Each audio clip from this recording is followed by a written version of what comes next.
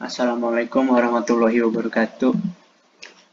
Perkenalkan, nama saya Muhammad Faris Alfayat dari kelas E, angkatan 2021 UIN Sunan Gunung Jati Bandung.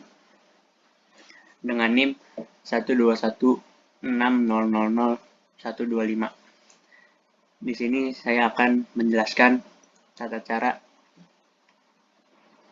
mencari kenormalan data itu sendiri.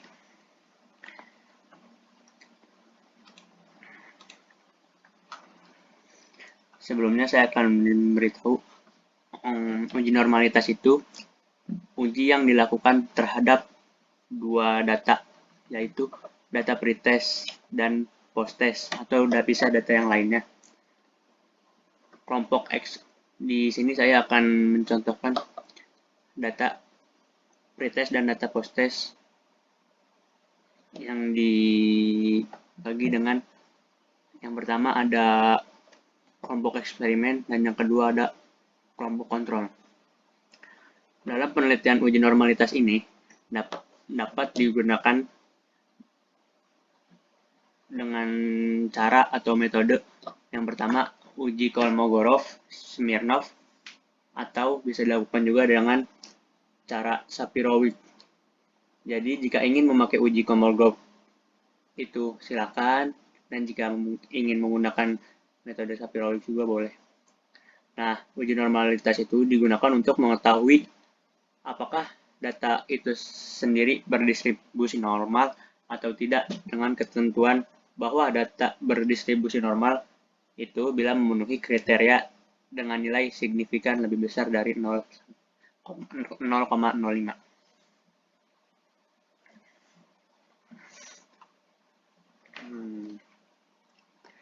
Di sini saya akan membuat Excel terlebih dahulu untuk mempermudah saya membuat datanya.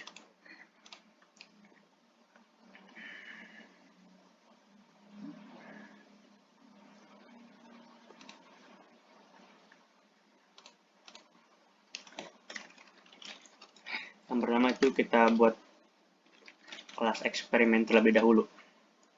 Mungkin di sini.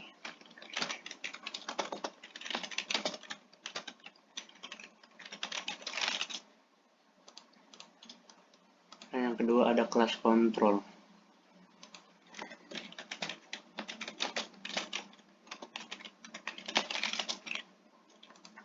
Baik, di bawah kelas eksperimen ini terbagi menjadi dua. Yang pertama itu pretest dan yang kedua itu posttest. Kita tulis dulu posttestnya.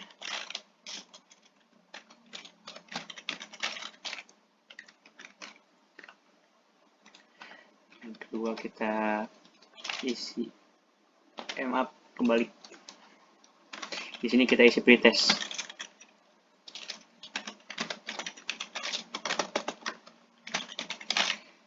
Dan di sebelahnya kita isi posttest.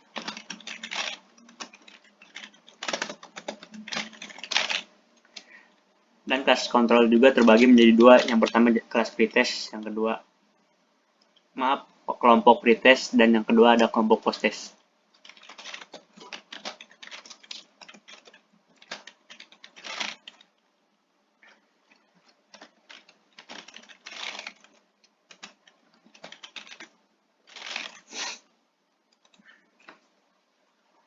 Oke. Saya beri tabel.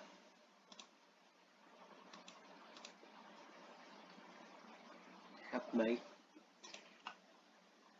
Di sini saya akan memasukkan data pretestnya terlebih dahulu.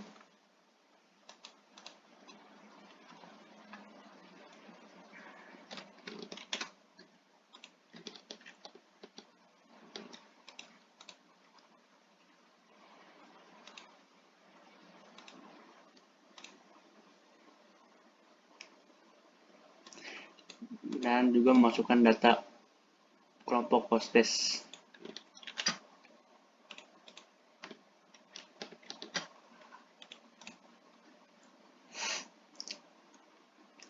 Selanjutnya kita akan masukkan data kelompok pretest yang dari kelas kontrol.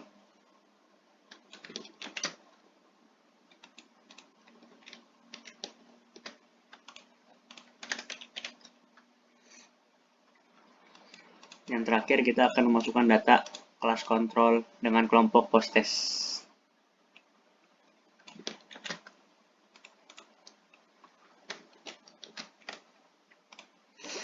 Baik, sebentar kita rapikan terlebih dahulu.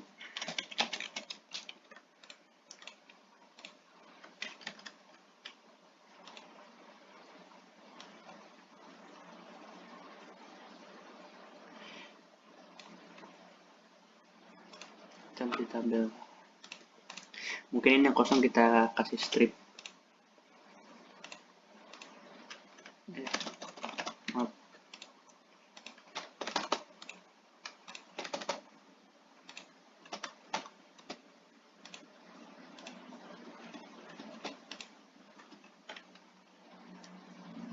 Kasih 0 aja mungkin ya. Dah.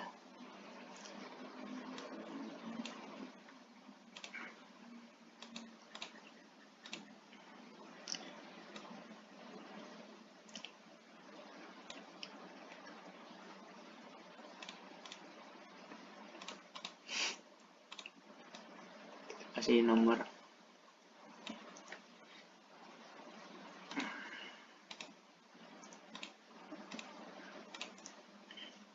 Ya, total semuanya itu ada 32 data dari masing-masing kelas dan masing-masing kelompok.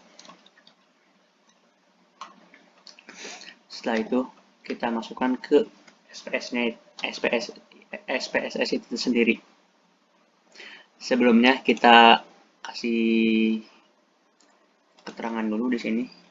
Kita kasih angka 1 untuk data kelas eksperimen yang pretest. Di sini kita kasih angka 2, keterangan kedua untuk data eksperimen yang post-testnya. Dan seterusnya.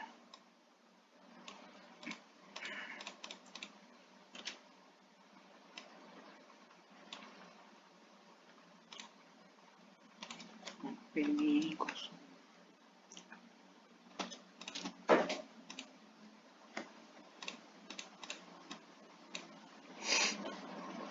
Kita rapikan terlebih dahulu tabelnya. Sip, sempurna. Selanjutnya kita di sini kita akan masukkan data yang tadi di Excel akan dipindahkan ke SPSS itu sendiri. Sebelumnya kita kasih keterangan di sini. Yang pertama itu kelas. Dan yang kedua hasil. Oke, baik di sini kita karena tidak menggunakan koma kita kasih desimalnya 0.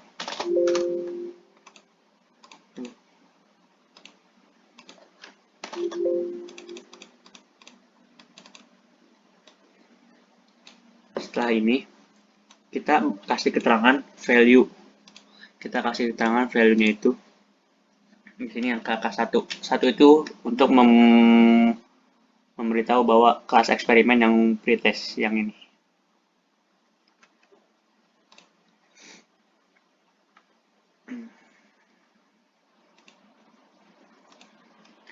Kita kasih di sini keterangan pre x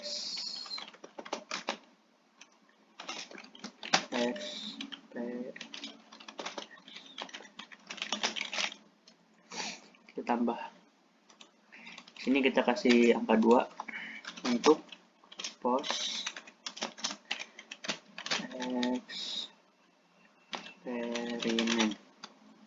Kita tambah lagi. Di sini kita yang 3 untuk pre control.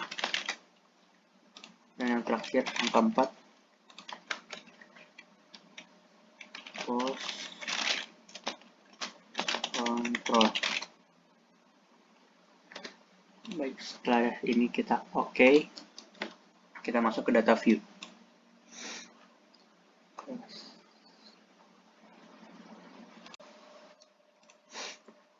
Oke, lanjut. Di sini kita akan mengisi kelas ini dengan data yang pretest. Kita kopikan semuanya yang pretest ini. lalu kita masukkan di kelas. Oke, betul ya, ada 34 data. Yang kedua, kita masukin data yang post-test ini. Dikopikan juga ke PSS, tapi bukan di sampingnya, melainkan di bawah data yang pretest eksperimen tadi. Kita kopikan di bawahnya. Baik, 68. Yang kedua, kita mengisi kelas pretest. Di bawahnya lagi. Dan satu lagi. Copy. Sini. Baik. Nah, angka ini buat apa? Angka yang 1, 2, 3, 4 ini buat disimpan di sini juga buat mencari hasilnya. Kita kopikan lagi sama seperti tadi. 1 sampai sini. Kita kopikan begitu seterusnya di bawahnya ya, bukan di sampingnya. Setelah itu nomor angka 3. Kita kopikan di bawahnya. Ya.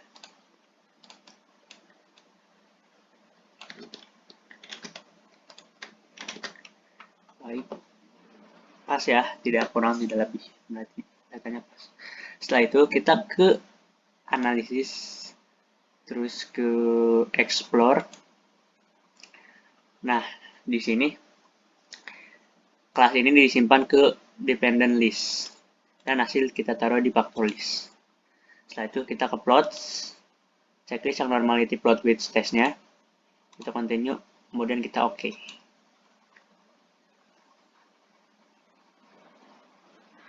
Dan sudah terlihat hasilnya. Ini dia hasilnya. Berikut data-data normalnya.